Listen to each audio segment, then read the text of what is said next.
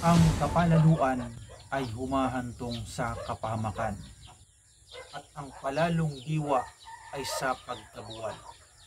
Kawikaan 16:18. Hindi kailanman naging sukatan ng tunay na tagumpay ang kayabangan. Ang totoong matatag na tao ay hindi kailangan magyabang sapagkat ang kanyang gawa ang magsasalita para sa kanya. Hindi mo na kailangan pang magsalita para sa sarili mo or para patunayan ang tagumpay at galing mo. Tahimik ka na lang at hayaan mo na lang na yung resulta ng ginagawa mo ang magsalita para sa iyo.